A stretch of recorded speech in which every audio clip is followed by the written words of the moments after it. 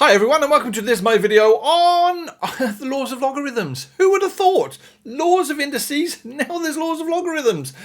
I know, I get way too excited about this stuff. My name is Darren from Maths Guru. Thank you very much for joining me. Hopefully this video will be useful. I'll go through the good stuff in just a moment. Let's do it now. We've got learning objectives. Now, what are we going to do with these learning objectives? Know how to combine logarithms using the same base for addition and subtraction. Know the properties of logarithms involving powers and logarithms of 1, and be able to use logarithm properties to simplify expressions. Logarithms are so cool. They are used throughout. This is really, this particular section of the course is prep for methods 1 and 2 over here in Australia. But again, if you're looking for the laws of logarithms, it's throughout the world. It is fine. Recap of past learning. That's also important. But before I do that, can you do me a massive favor and just subscribe to my YouTube channel? That one little click from you means the absolute world to me. If I get 3 or 4 subscribers at the end of the day, I go nuts. Seriously, because that means that 3 or 4 people have watched it. Maybe 20 people have watched it, but 3 or 4 of you have gone and done me a solid. That sounds terrible. And actually just subscribed and gone, hey, Maths Guru, thanks very much for watching, for creating this content. I found it useful. I'm going to subscribe. I don't spam you with loads of posts. Trust me. Who's got the time? You're all out there watching ASMR or, I don't know, cat videos, aren't you? No? Okay.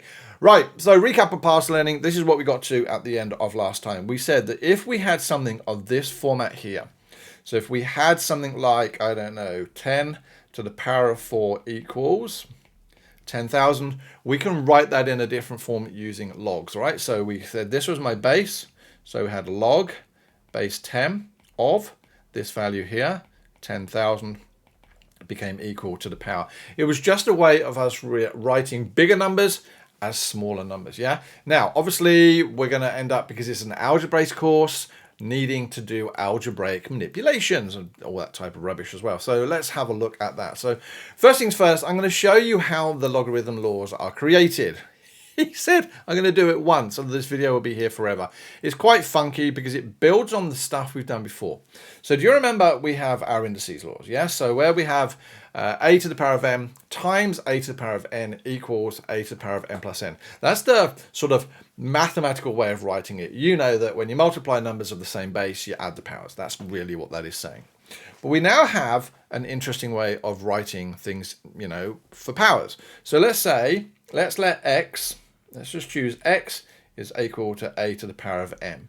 I'm now going to use that general idea to turn that into logarithms. Let's take the logarithms. So we had a is my base, so we got log of a of my number, which is x, is equal to my power, which is m. Okay, so now I'm going to let y equals a to the power of n. And if you're not wondering where I've got these from, a to the m is here. So I'm letting x be that and let y be equal to that. So I now know then again, so we know the log base a of y is going to equal n. Cool.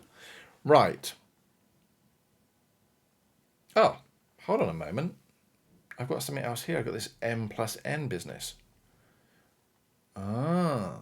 So I now know that a to the power of m plus n must equal to, well, because we said that was a to the power of m times a to the power of n, I'm going to delete those and make them x times y. I'm just going to write it as xy. Again, just to highlight, we've said a to the power of m, let it be x, a to the power of n, let it be y. So that I can rewrite as x times y, which is that's what I've got here. But I'm now going to take this and turn it into a logarithm rule, because I can, because I've got something to a power. We got this base of a.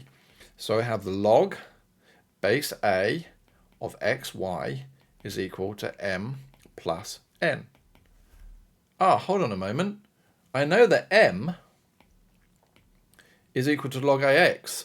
I know n is equal to log base y, log of a of y. So I know that m plus n can also be written as log base a of x plus log base a of y. Well, maths is great, because if I know that m plus n is that, and I know that m plus n is also that, then I can equate them, and I can get that the log base a of x plus the log base a of y is the same as the log of base of a of x times y. Aha! And believe it or not, that there is my most important rule. Yes, because what we're now saying from that rule there is that when I have two logarithms of the same base and I'm adding them together, then it's effectively the same as taking the same two or taking this value of x and y and multiplying them together. Yeah? Cool! Should we do it again? No, I hear you. It would be here all day, all right? So, let's just go straight to the rules. If you want to, knock yourself out. Absolutely massive if you want to, right? Because this is going to deal with index rule 2, which I think is when you subtract, you divide, all right? Or was it when you divide, you subtract, whichever. But for all intents and purposes, what we need to know now is when we've got two logarithms, again, of the same base, really important of the same base, of two numbers, then basically we can combine them, same base, but in this situation, x, y becomes x divided by y. So we divide those two numbers together, all right? Now you're probably going, what? Again, it's just stuff, guys. It's rules, you put them in your summary book, you play with them, you get like a freaking genius. Right, next one. When we have log base a of something to the power of n, we can basically move that n to the front of the log. Again, if you want to work out how that is, have a play. Yeah, it'd be really cool if you could work it out. Then your algebra skills are very, very good. But what we're saying is here, when we have a power, we can move it to the front. It basically just switches from there to there. Now, this rule is used over and over again. Massive rule. Other important properties is this. The log of a of 1 equals 0. Huh? Well, again, if we think about this, writing it out in a different way, if we take this one here, what would we have? We would have a to the power of 0 equals 1. Oh, okay, that makes sense. Because anything to the power of 0 is 1. Yes. Log a of a is 1. Let's write that out again. So a to the power of 1. Oh, yeah, that makes sense. A to the power of 1 is a. Anything to the power of 1 is itself. Right. Log of a of 1 on x. Now, I like this one. You got to remember that 1 on x is the same as x to the power of negative 1. So if we look at that one there, we'd end up with a log of a of x to the minus 1. Well, that's my index rule. I've got a power. And when I have a power, what can I do to the power? Move it down. Move it to the front. So that minus 1 simply moves to become minus 1 times the log base a of x, which is just minus log a of x. And again, these three things here are so massively important that unfortunately so many people forget and trip up in exams. I put it in your summary book. What does a logarithm graph look like? All right, I'm just throwing this one in here. This comes much, much later in the course, but I think when you're dealing with stuff, it becomes important to know what it actually looked like. What do we actually see here? Oh, a fair pretty curve. All right, so what we actually notice is that it shoots up really, really quickly, but it's important to note that this part of the graph will never, ever, ever, ever, ever, ever touch that y-axis, ever. Okay, that becomes important later on. But what it does is it goes up, it sort of plateaus out, and then it still grows, but slowly, all right? Goes that way to infinity and beyond. This point here, very, very important, yes? So 1, 0. Again, when we want to sketch these things, and later on we might have to sketch them, that becomes incredibly important. Right, let's have a look at some questions. Simplify the following. Log A4 plus log A5. Right, first thing I always do is say, are the bases the same? They are, because it's all about the base. So, moving on. Right, so what do we do when we add? What do we say we do when we add? Oh, you simply multiply the two numbers together. Yeah. So for part A, log, I've got to work on my G's. Log base A of 4 plus log base A of 5 is the same as log base A of 4 times 5. So simplifying this, log A of 20. There we go. Now again, when I'm simplifying it, I'm just writing it in a different way, yes? Remember, a lot of maths is about simplifying. There's no answer, nothing in there said to work it out. It doesn't want anything to 2 decimal places. Just leave it at that. In fact, we can't even work it out because we don't know what the base is. What about the next one, part B? Do you remember the rule? Log A of 22 minus the log a of 11. When you take away the logs, what do? Divide them. Yes, I know.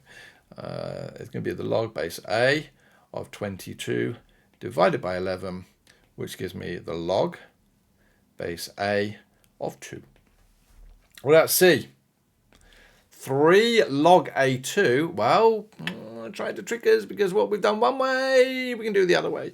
Because this is my power rule. So 3 log base a of 2 is the same as log base a of 2 cubed. Now, I'm not going to leave it as 2 cubed. It wants it in the simplest form we can, and we can work out what 2 cubed is. So in that situation, log base a of 2 for 8. And there we go. These are the basics, guys. But realistically speaking, there shouldn't be too much more we can do than that. All right, we might make it look a little bit more tricky, but yeah. Right, evaluating logarithms. Simplify and evaluate the following expression, log 2 of 1. Well, let's have a look. So part A, log 2 of 1 equals x. Right, so what have we got here? So 2 to the power of x equals 1. How are we going to do 2 to the power of x? 2 to the power of x equals 1. Hold on a moment. 0. In that situation, x must equal 0, yeah? Could I have used the other shortcut? More than likely. But sometimes, why would you do... I just learned one rule, really. So log 5 of 5. Let's make that x. 5 to the power of x is equal to 5. Well, in that situation, x would have to be 1, wouldn't it? Because 5 to the power of 1 would give me 5. Part B, log base 6 of 1 on 36. Oh, that's an interesting one. Okay. So that's going to be log base 6 of 36 to the minus 1. Because remember, 1 on anything can be written to the power of minus 1. I have a power. So when I've got a power, and I'm going to use a different rule, that power can move to the front. That's going to give me minus log base 6 of 36. Log base 6 of 36. 6 to what power gives me 36? Hold on a moment. I don't even need to do the long work anymore. I can start thinking 6 to what power gives me 36? Well, 2. So in which case that becomes negative 2. Oh, I'm loving this stuff. Log 2 of 6 minus log 2 of 3. All right, so part D, log 2 of 6. When I take away the logs, I can divide them. So we get log 2 of 6 divided by 3, which gives me log base 2 of 2. Hold on a moment. That's that rule again. When those two are the same, it must automatically give me 1. Because again, 2... Let's do that again. 2 to what power gives me 2? It's got to be equal to 1. So again, looking for all these tricks is just going to make life a lot easier. Oh, more complex logarithm questions. Ooh, right. There are so many questions. I could give you 100 of these questions, but again, let's have a look at what we might do here. Don't like the fact I keep writing in red. What does a square root sign mean? Well, when we use my fractional indices laws, we know that a square root is the same as a power of a half. So we've got log base 2, 8 to the power of a half. Hey. And I told you, this is used so many times, this rule. A power of a half, what can I do with a power? Move it to the front. So it becomes a half times log base 2 of 8. Can I work that out?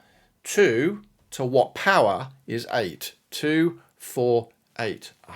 3. So that becomes a half of 3, or my final answer would be 3 on 2. So when you have square root signs or cube root signs, change them to their fractional power. So if you remember, a cube root of x is the same as x to the power of a third. Yeah, a quartic root of x to the power of a quarter, and so it goes on. Yeah, and once you've got those, if you're doing logarithms, move the floating number to the front, life becomes so much easier. Right, let's look at my learning objectives because it's almost the end of this video. Please don't stop. This is important. All right. Know how to combine logarithms with the same base using addition and subtraction. Tick. To know properties of logarithms involving powers and the logarithms of 1. Tick. Be able to use logarithm properties to simplify expressions. Tick. And I even showed you what a logarithm graph was. How lucky are you?